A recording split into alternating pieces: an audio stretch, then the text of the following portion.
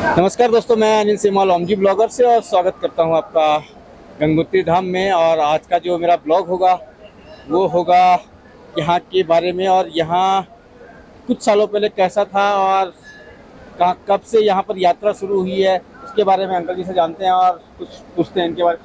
कब से यहाँ पर यात्रा शुरू हुई है? यात्रा तो बहुत पुराना समय हो गया है। यात्रा का वृत्तांत हम यही समझते हैं कि गंगा जहाँ उतरी है उसको गंगोत्री कहा गया है। नमामि गंगे तदपाद पंकजम सुरा सुरेशम भवदिव्य रूपम भुगतिंच मुगतिंच सदा सनीतम भावानुसारेण सदा निराणाम। गंगा जो है मोक्षदायिनी है। लोग यहाँ पर गंगा के लिए इसलिए आते हैं, अपने पितरों को मोक्ष देने के लिए आते हैं, ताकि वो हमारे सनातन धर्म में पितरों को सबसे बड़ा देवता माना गया है। पितृ से बढ़कर देवता नहीं और मित्र से बढ़कर मेहमान नहीं।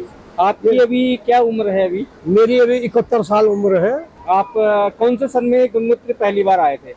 मैं तो लगभग 65-66 में गंगोत्री आया हूँ। 1965-66? हाँ, 1965-66 में गंगोत्री आया हूँ। यहाँ पर क्या था, कैसे लोग आते थे? उस वक्त लोग पैदल आते थे, उत्तरकाशी से पैदल आते थे। गाड़ी कहाँ तक आती थी उत्तरकाशी से?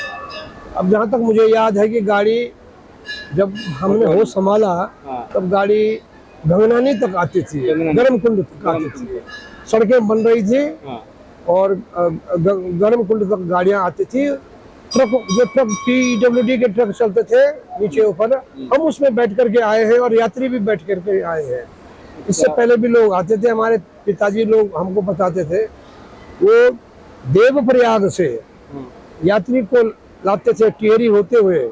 पुराना रास्ता पहले यही था, चंबा वाला तो अब खुला है। पुराना रास्ता देवप्रयाग से यात्रियों को गंगोत्री लाते थे अपनी जिम्मेदारी पर। और जगह जगह चट्टियां बनी हुई थी काली कमरी के द्वारा। तो 9-10 किलोमीटर के आसपास में चट्टियां होती थी। चट्टियां कहा जाता है जिन्हें अब धर्मशाला, अब वो धर्मशाला से बीच में रही ने सब मोटर मार्ग बन गए हैं। लेकिन उस जमाने में उन जगहों पर रहते थे, तो हमारे बुजुर्गों का कर्तव्य होता था कि आगे जा करके यात्रियों के लिए प्रबंध करना। तो आगे उनके लिए कमरे का प्रबंध करना, उनका खाने पीने का इंतजाम करवाना। तो तब जाके यात्री प्रभावित होता था और तब आता था। धीरे धीरे कालांतर में ये बढ़ता गया। सुविधाएं भी सरकार के द्वारा उपलब्ध कराई गई। और आज जो है वर्तमान में आज बहुत ज्यादा भीड़ होती है। 10-10 हजार आदमी लगभग एक दिन, 10,000 से ज्यादा आदमी एक दिन में आ रहा है। तो पहले वाले में और अब में बड़ा अंतर है। अच्छा जी, वो दिन याद है आपको जब गंगोत्री में पहली बार गाड़ी आई थी? हाँ, मुझे याद है। ये कैसा अनुभव रहा आपका उस समय? कुछ याद है आपको? गाड़ियाँ लगभग यहाँ 1972-73 से शुरू हो गई थी। तो बीच में कुछ गाड़ी के लोग हैं, एक टिहरी के रहने वाले थे, एक उत्तरकाशी के रहने वाले थे, उन लोगों ने, और एक जमनाल जी कुमाऊं के रहने वाले थे, उन्होंने अपनी गाड़ी सबसे पहले यहाँ गाड़ियों के पार्ट्स खोल करके रस्से के सहारे जानवी गंगा, जिसे जाट गंगा के रूप में भी जानते हैं हम लोग, वहां पर अपना रस्सा डाल करके गाड़ी को खोल करके अलग अलग पार्टों में वहां दूसरी भैरव घाटी की तरफ, लंका से भैरव घाटी की तरफ लाया गया। और भैरव घाटी में फिर दोबारा उसको जोड़ करके तैयार किया गया। और यात्री लोग करीबन 3 किलोमीटर पैदल चलते थे। 1.5 किलोमीटर लंका से नीचे उतरते थे और 1.5 किलोमीटर ऊपर चढ़ते थे। उसके बाद फिर ये गाड़ी मिल जाती थी। तो 10 किलोमीटर ये गाड़ी यात्रियों को गंगोत्री तक लाती थी। बड़ा आनंद आता था। बहुत कम यात्रा आती थी। उस समय यहाँ पे कितने भीड़ भड़ाका था? लोग यहाँ मुखबा के लोग यहाँ रहते थे उस समय? हाँ, मुखबा के लोग तो रहते थे, उसमें कोई दो राय नहीं है। मुखबा के लोग यही रहते थे, लेकिन कम मात्रा में रहते थे। आज तो इसलिए ज्यादा मात्रा में है। यात्री अधिक आ रहा है, अपने जजमानों को ढूंढते हैं और मिलते हैं। अपना रोजगार भी चलता है इससे।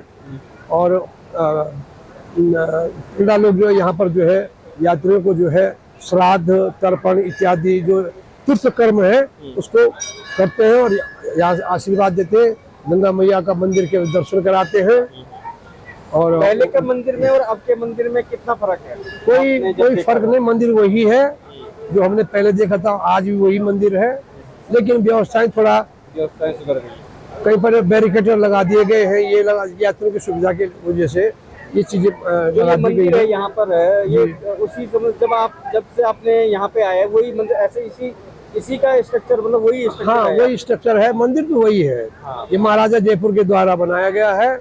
इससे पहले कहते हैं कि नेपाल सरकार ने जब 10-12 साल तक यहाँ राज किया था तो उन्होंने भी सनातन को मानते हुए, वो भी हिंदू लोग थे, तो उन्होंने भी यहाँ सहायता की है। और मंदिर जो छोटे आकार का मंदिर था वो उनके कहते हैं बुजुर्ग के उनके द्वारा बनाया गया था। यद्यपि उसमें सच्चाई कितनी है ये तो हम नहीं बता पाएंगे, लेकिन महाराजा जयपुर के द्वारा सवाई माधो सिंह जी के द्वारा ये मंदिर के लिए पैसा दिया गया। टिहरी रियासत ने फिर अपने आदमियों को भेज करके ये मंदिर, ठेकेदार को भेज करके मंदिर बनवाया है। बीच में पंडा लोगों का और सरकार का, रियासत का आपस में पत्राचार भी हुआ है। उस पत्राचार में कुछ राइट्स भी दिए गए हैं कि ऐसा नहीं है कि मंदिर बनने के बाद रियासत का हो जाए, क्योंकि मेहनत हमारे बुजुर्गों ने किया था। महाराजा जयपुर से निवेदन किया था कि आप एक गंगोत्री में एक मंदिर बनवा दीजिए, तो उन्होंने उस निवेदन को स्वीकार किया और रियासतकालीन समय में इनको जो है परमिशन भी दी गई है कि आप बना लें, अगर उनकी ऐसी मंशा है तो बना लें। आपको मतलब पहले से और अब में कितना वो लग रहा है आपको? बहुत बड़ा फर्क है। अब तो काफी आबादी यहाँ, काफी मकान बन चुके हैं यहाँ। तो बीच में 1985-86 के आसपास में यहाँ नगर पंचायत बना, उसका भी पहले सदस्य मैं ही रहा। और यहाँ नगर पंचायत का जब सलाहकार समिति बनी तो उसका अध्यक्ष भी मैं ही रहा हूँ यहाँ पर। तो मैं नेशनल पार्क का भी सदस्य रहा हूँ यहाँ पर, नेशनल पार्क टास्क फोर्स का मेंबर भी रहा। तो यहाँ पर हमने काफी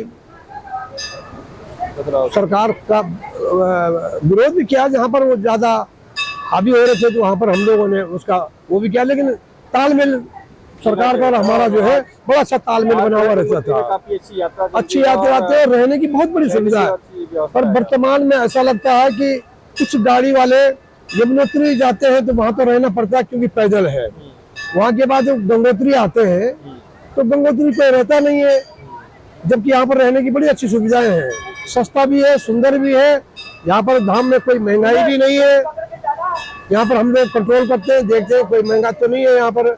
फिर भी लोग जो है ड्राइवरों के उसमें उनके जो ये होते हैं संचालक जो होते हैं वो कहते हैं कि दर्शन करो और वापस आ जाओ। तो वो पूरी यात्रा जो मन में उनके अंदर वो गाड़ी में बैठने का वो उमंग बनी हुई रहती है कि अरे यार कब गाड़ी में। आजकल गाड़ियां जो है 4-4, 6-6 घंटा लेट से आ रही, धामों में जाम लग रहा है।